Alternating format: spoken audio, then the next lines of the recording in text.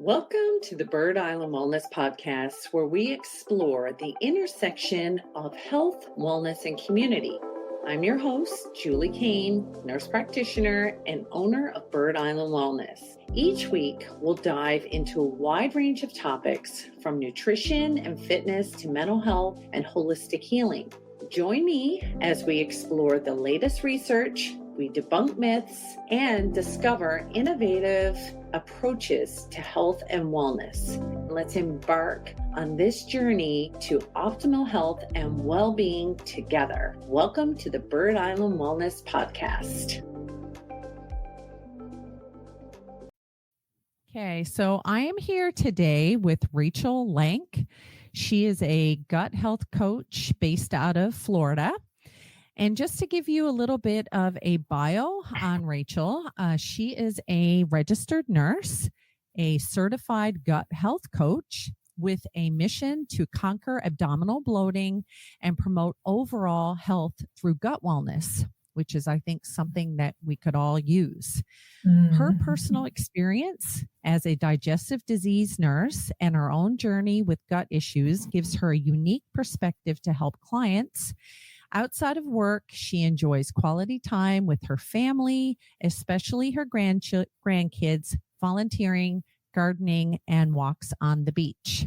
So welcome, Rachel. Thank you so much for being here with us today. Well, I'm very excited to be here. Thank you for inviting me to be on your podcast. Yeah. Nice. Okay. And we're also going to have it on YouTube. I do add all my videos to YouTube as well. So whether you're a podcast listener or YouTube person, you can find this interview either place. So, okay. And I have a big list of questions that we have for Rachel. And are you ready, Rachel, for me to get going here?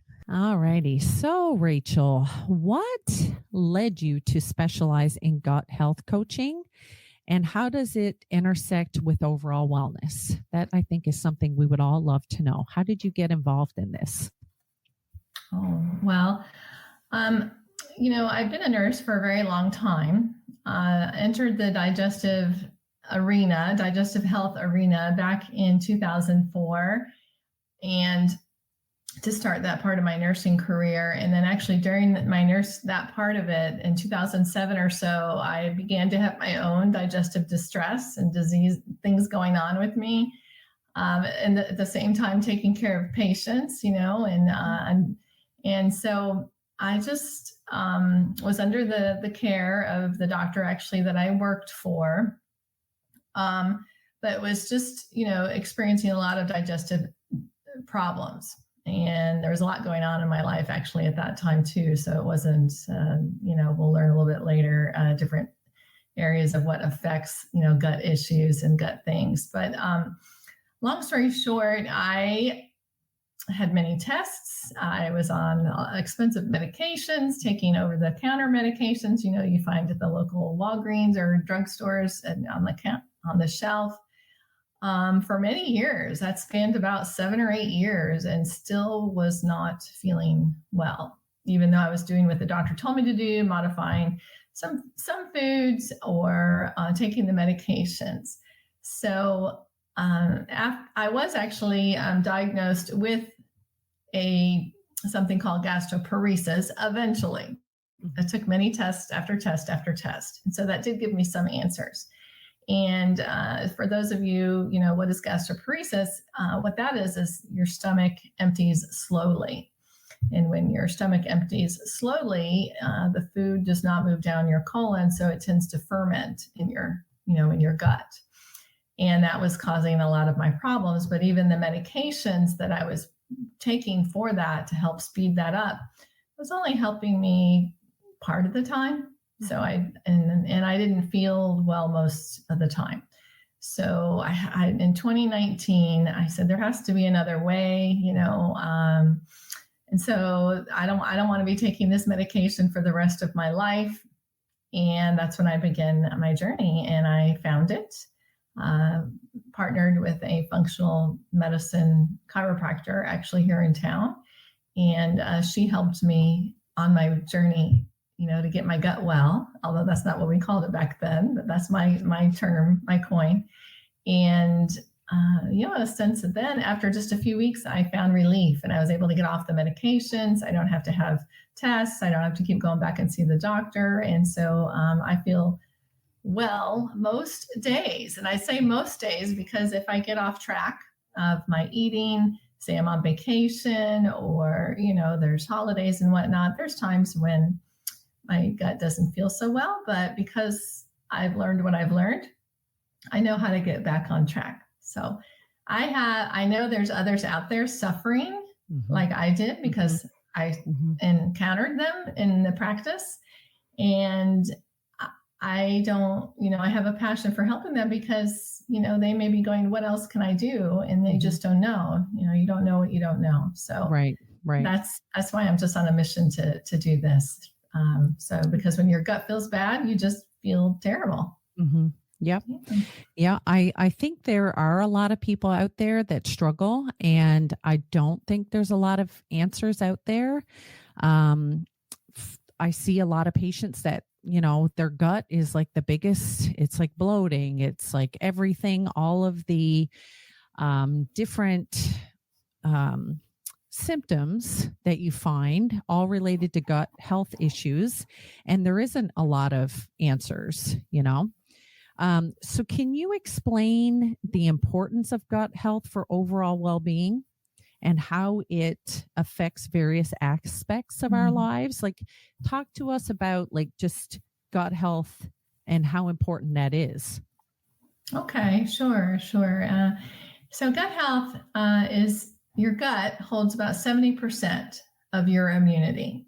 So if you think about that, that's, there's only 30% left, right? So the gut is responsible for a lot of, wellness in you.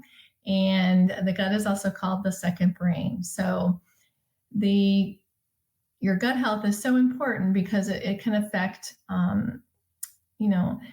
it can affect things like, getting the common cold more often, or even maybe a precursor to autoimmune disease, or of course, things like irritable bowel disease, or Crohn's, of course, think of that, but you don't think of skin irritations. You don't think of brain fog when you think of your gut.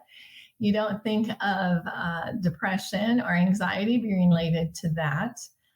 Of course, constipation and the other changes in your bowel habits you would think of, but your gut is just related to so much of your health, including even cardiovascular health and brain health too. There's been links with dementia and some studies in children with ADHD because your brain and your gut are connected. There's a nerve that runs here from your brain to your gut and back and forth, and they're constantly in communication.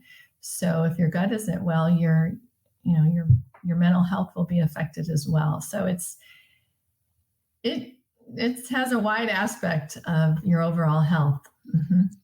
So when patients come to see you, are they aware that it controls so many things, or are they just like, I'm having issues, like fix me? They don't understand all of that connection. Is that something that you have to do a lot of education? I do. Yeah. Right. Yeah. It's just, and that's been my journey too, is to just help educate. They may come to me, clients or patients, they come for the symptom, right?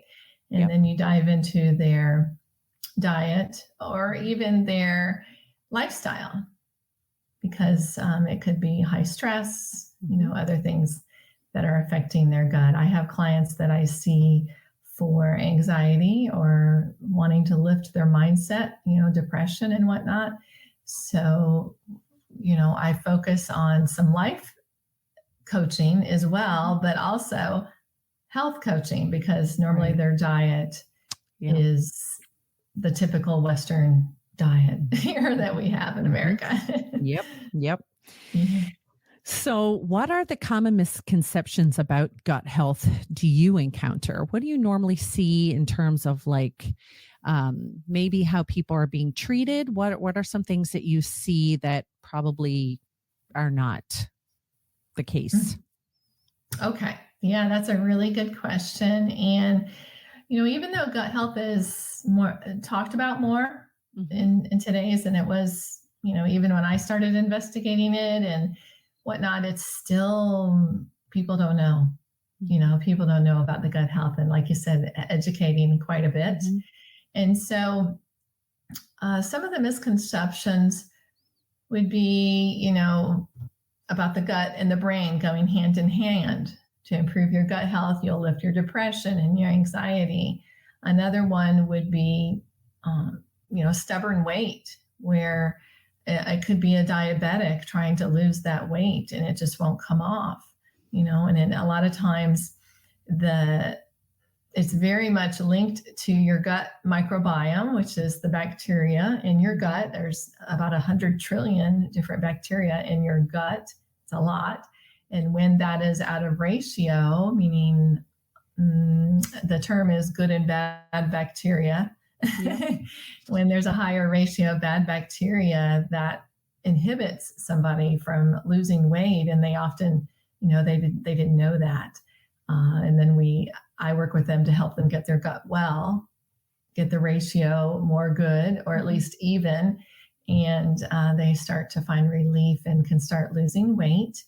They'll increase their energy with that. And then also some of the misconceptions that I do see in the modern, I have a lot of respect for doctors, also a registered nurse, but they're not, that's about, this is like the holistic and the functional side. That's the medical side. So they're not taught that. And in fact, that's not something they normally speak of at all, about just getting your gut bacteria. They prescribe the antibiotic to fix the small, what's called SIBO, or small intestinal bacterial overgrowth, where that good and gut bacteria is out of ratio. So you don't always, the antibiotic will actually kill all of your bacteria, the good and the bad, and it takes years to rebuild it. So that's a misconception. Right. Awesome. Well, I think education is key when it comes to those types of things. And in today's medicine, I hope there are changes, because we see a lot of people not getting better from a lot of the current treatments. So yeah, it's people like you that help make that difference. So how do you approach individualized coaching for clients with different gut health needs and challenges? How does it work when somebody comes to see you as a patient? How does that work? Okay. So it's through the education, but initially clients, and I call them clients because even though I'm a registered nurse, I'm not able to treat them, like a patient. They get all of my education, they get my experience, but it is important, that they're with the patient aspect, they're more of a client. And they begin they fill out, they get in touch with me and we say, okay, let's set up a time. And they actually fill out an intake form. And it would be something similar to what you would fill out going to the doctor's office. It gives a background of their overall health pictures. It includes what do they eat in a day, what medications they're on, so I can know if there's any contraindications of things, what diseases they may have now, say it's high blood pressure, or maybe they are diabetic, or they suffer from an autoimmune disease, all sorts of things. And then after that, I look at that and we do a discovery call. It's a free consultation, and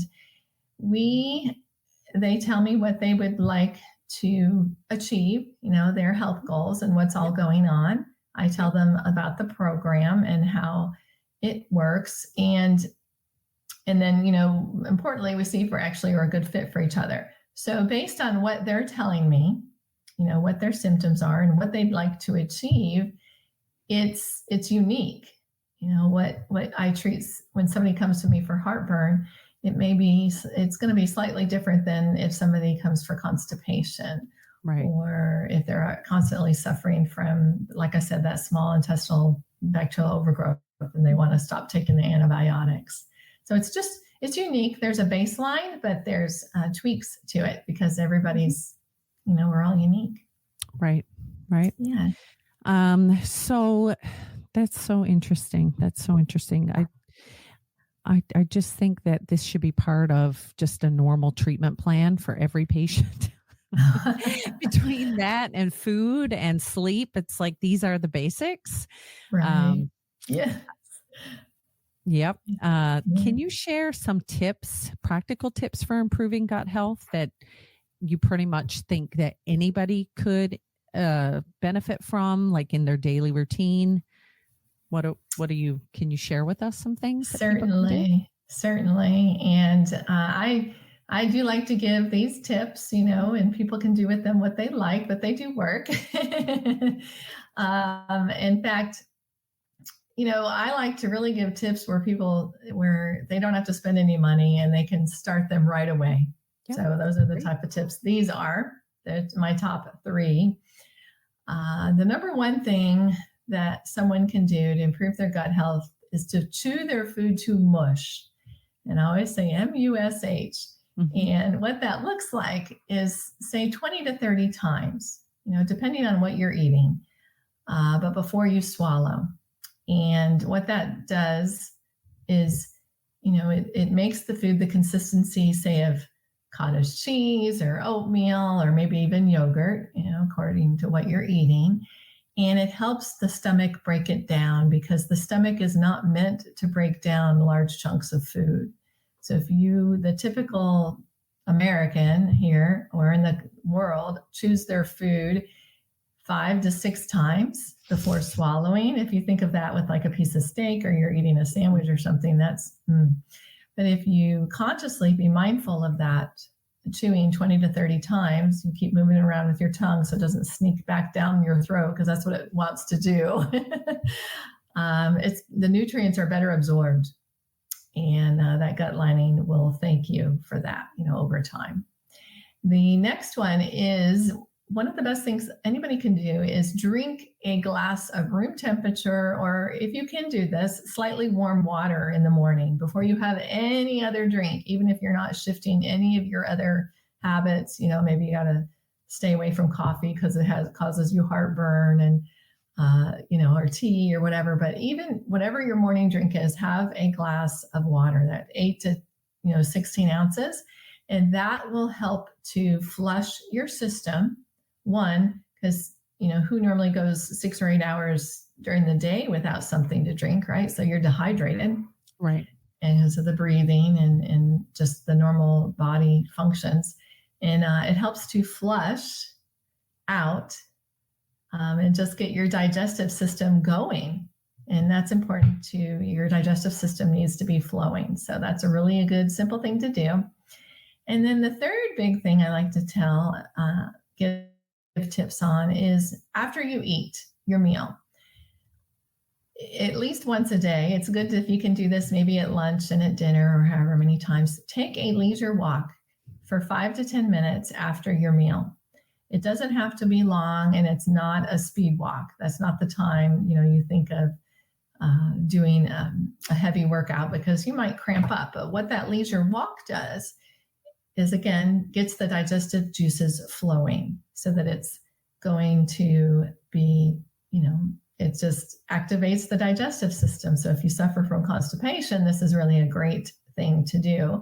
If you suffer from bloat, this helps you not to be bloated, So, yeah, you can do this around the house. If you can get outside, that would be fabulous because nature helps your gut too, just being outside. Mm-hmm. But if you can't, just do it around your house, or if you're at work, stand in place, at your desk. So you mentioned 3 tips: chew your food to mush, drink room temperature water in the morning first before any coffee or tea or any other beverage, and take a walk 5 to 10 minutes after your meal. That's right. Yeah. Awesome. Awesome. How easy is that? Easy, right? Yes. They don't have to depend on anybody to do that. Right. It's free. free. And they're we great. love free. We love free. Love it. Yes. Okay. So moving on to the big one. This is this is what I love to talk about. And that is, what role does nutrition play in supporting your gut health? Are there any particular foods or supplements you recommend? So nutrition. Yeah, let's talk nutrition. Mm-hmm. So it does play a major role, but it's not everything, right? But for this question, we're going to talk about nutrition. So for the foods that I mean, the list could go on, but I picked a few of my favorite that are really key. And one is ginger. Okay. Ginger helps with, again, speed up the digestive system. So somebody like myself who has gastroporesis, where it's slow, ginger helps. You could use that in the powder or, a spice that you get from the store. You can get it fresh as well. Just wash it, cut it up, and you can make ginger. I have a famous secret debloat tea. It's called the ginger lemon tea. I have that recipe. If anybody hears this and wants that, they can message or put that in the comments. Okay. Another one is sauerkraut, because that's good for prebiotic. It helps to feed the good bacteria. And doing as much organic as you possibly can, is what your budget allows. Because organic will help, just be free of the toxins and the pesticides and, all the other things that are on our foods that are at the store, that because they're being mass produced. But organic is the best. If you can do that, it'll be easier on your digestive system. And that goes along with like grass-fed, free-range meat and eggs as well. No antibiotics, because those antibiotics, there's a saying, you are what you ate. It's a little bit tongue twister, but you are what you ate. So if your cow is eating, the corn and they're given the antibiotics, you're actually getting that. So it affects you too. Olive oil's a super gut food. Your gut it's so comforting to your gut. So don't be afraid of olive oil. It's great for your cholesterol too. And then, of course, an abundance of color of vegetables, because your gut microbiome, the good and bad bacteria, love color. So if you can get red and green and yellow and, a red onion versus a white onion, the red onion cooked or raw, if you like that, your gut will benefit more from that. And the green leafies. So, okay. Yeah. Supplements. I didn't go over that. I'm so sorry. One of the things that really helped me that I was L-glutamine powder. And what it does is helps to heal the intestinal lining, which is just a thin mucus around your gut. And you drink it on an empty stomach, and you can mix it in with that glass of water in the morning time. So it's simple. Okay. The berberine capsules, licorice root, and zinc are good ones. So, and again, it depends on the client's uniqueness as to what I suggest. But, Yep. A lot of supplements that people are not aware of. Like a lot of people don't understand the benefits of certain things. So, yeah, I mean, and again, with any supplement, you always need to make sure that you consult with your primary care provider to make sure you're able to take supplements. So, but there are lots of things out there that can help, and it's good to be educated. It is good to advocate for yourself when it comes to supplements. One funny story I want to share with a patient that I had probably about a month ago. We talked about food and real food. And this patient, I'm working really, really hard to try and help, with better choices. And when it comes to real food, like there is a misconception with, it doesn't matter what age. So when I say real food, I mean foods that are like its natural state. So like an apple or an orange. and not pizza or a hamburger. Like that's not real food. So those are more processed with a lot of different things. So trying to eat things in its more natural state. Yeah.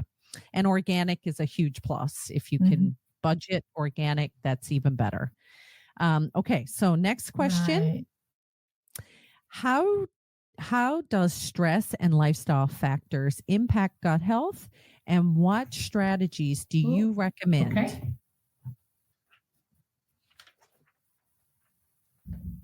Okay. All righty. Very good. It cut out a little bit. But about the strategies, do I recommend is when I was, let's see, when you have life issues, you have health issues. When you have health issues, you have life issues. And this really does apply to your gut. So think about it. If you're stressed and overwhelmed or anxious, this will shut down your digestive system, especially when you're eating. It stimulates the sympathetic nervous system, the fight or flight or freeze. And unfortunately, we're like in this chronic low level of stress because all the negativity, and we have so much to do, and we have so many choices in the internet, basically, right? Yep. So strategies to overcome some of these things, including that I like to tell clients, this is really what I recommend. And I actually do a lot of this myself, is to incorporate fun, something you like to do into your day or your week. Do things that you enjoy, that nurture you, your mind, body, and soul, because your gut, this nurtures your gut. Because remember the connection there, the brain and the gut connection. Getting outside in nature is pretty huge, because you just everybody will respond to nature. Just as simple as going out and smelling the garden, the roses, or if you have flowers out in your garden, or listening to the birds, or if you get a chance to see the sunrise. Another one is spending time with family or friends, or those, that you're close to, that you really enjoy. And because connection is so important, again, for the gut. So, and just think about this. I know everybody is rushing around. I'm one of those people too. But it doesn't necessarily have to take a huge chunk of your time. If you did a couple of minutes every day just to get outside, and get some sunshine, that will be helpful. Or an hour a week, if you say, okay, I'm going to schedule Saturday morning for a week for a walk outside, that'll help lower your stress, which will improve your gut health. Again, free. These simple free. Free. Yep. I think a lot of people just don't understand that connection, like it is a constant state of go, and we're just, trying to do more things, and there's never enough time, and you just got to take the time and just enjoy life. Yes. Yeah. Yes. Okay. All right. Are there any emerging trends or research findings in the field of gut health that you find particularly interesting or promising? Okay. I like that question there. Lately, I've been researching the amazing effects of castor oil. It's quite a buzzword right now, actually. And I found some research on the digestive health of that, and I'm just starting to test it out, and might incorporate it into the coaching program. It has an array of benefits, but as far as gut health goes, it can help with constipation and maybe some bloating as well. So stay tuned. Okay. You don't even have to swallow it, right? Really? I've just apply it. Yeah, I've heard that. I have actually heard that. Interesting. Yeah, okay. What are some of the common signs or symptoms that may indicate that you have an imbalance in gut health? So what are some of the common things people see, and when should they consider seeking professional guidance? Oh, very good. Okay. So, all my clients come to me, and I do really stress this, just like we said before, it's always important to seek guidance from your medical provider, right, about the supplements. So this is when I have a discovery call with a client, I do ask them if they have seen a doctor for their symptoms, or what's going on. And because I want them to have anything serious ruled out first before they come to me, because that was my story, because as you know, bloating could be a sign of something much worse, right? Or, even heartburn and acid reflux, you still need, to have that EGD to look at it, right? To see what's going on inside your throat. Mm-hmm. So those are the types of clients that actually come to me. They have had all the tests, they've taken the medications, they've done the same exact thing that I did, and all is normal. Or maybe they do have a diagnosis and they just want to see if there's a different way to do it where they don't have to keep taking medication. Okay. So I'll start that out first, answer the second part of the question first.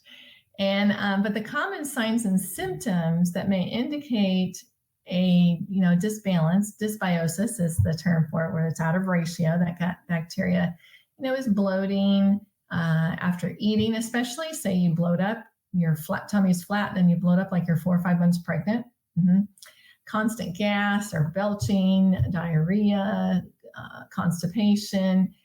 And again, that inability to lose weight no matter what you're doing. Some other things we don't think of are skin irritations, acne, rashes, and your sleep is all of a sudden affected where you used to not be like that. You used to get a good night's rest. Because of the gut-brain connection, it's related to anxiety, forgetfulness, brain fog, and those are just the highlights.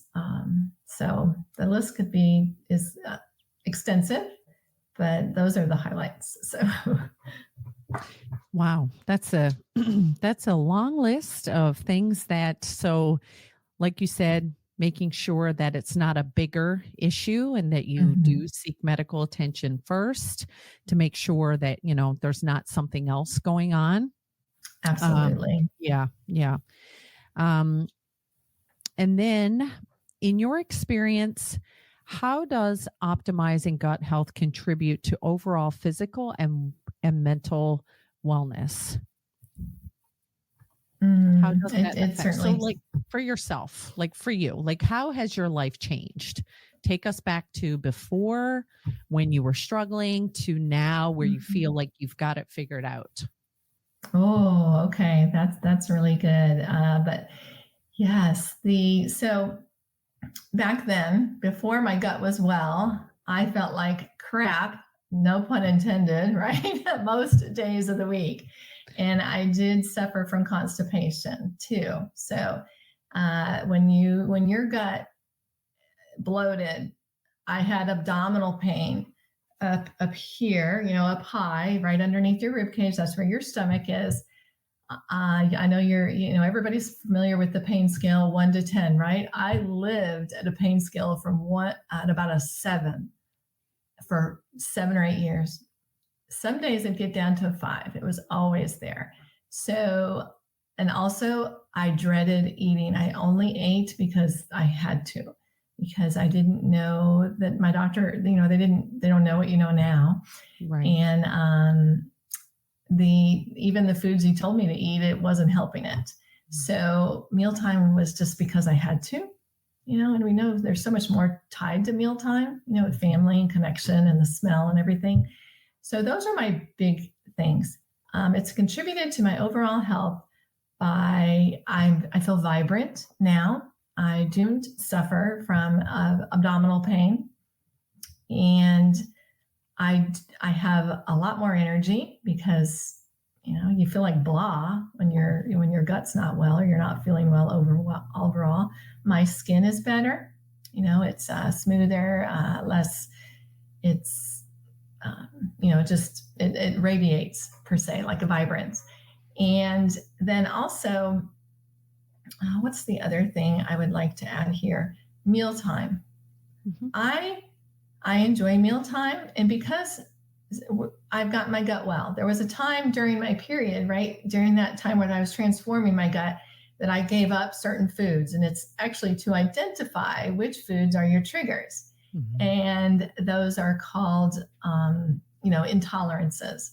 But it doesn't necessarily mean that I had to stop them forever, right? That's why you just figure that out. And then guess what? You can normally eat those, but you just can't eat them 3 or 4 days in a row. You could have them 1 or 2 days in a row without any reaction. So I get actually to enjoy a whole lot more foods now that I used to not be able to when my gut was not well, when it was sick. So the other big thing too, here's a big thing, knock on wood, but I have a strong feeling it's related to my gut health because it's proven in the documentation. I hardly ever get a cold, and I have not had COVID. Wow. Wow. So That's as awesome. far as, yes. That's awesome. Right.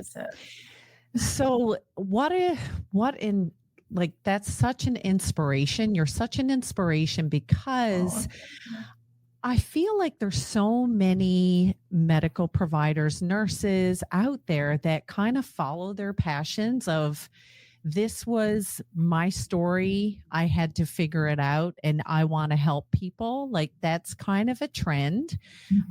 It's so good to know that there's people out there like you who found the answers, and that you're now living a better, healthier, happier life. I'm going to share all of your contact information where people can find you, your Instagram, your Facebook, your website. I found you on LinkedIn, which is awesome. We did. Yeah. I'm so glad we found each other. Yes. So it's, I'm just always out there for my own education, trying to find people who can help my patients, who I can share, like, if there's, because we live in, even though the world is big, the internet, all of these different, social media platforms have made us like easier to connect, easier to find education. So I want to thank you so much for doing this interview today and sharing your journey and sharing a lot of great tips. And I just think that if you're struggling, you should reach out to Rachel. She can maybe point you in the right direction, maybe help you get it figured out. I think this is awesome that a nurse out there can, help people, help clients. Anything else you want to share? Let's see. I'm just grateful that we found each other. And, yes, if you want to achieve optimal health, then it should begin with your gut. So that's just how I believe. And I've seen it help so many. So awesome. Thank you so much, Rachel. I appreciate your time. And again, all of her contact information I will have below, and you can reach out if you have any questions. Thanks so much. Thank you for having me. Share. I'd love to hear from you.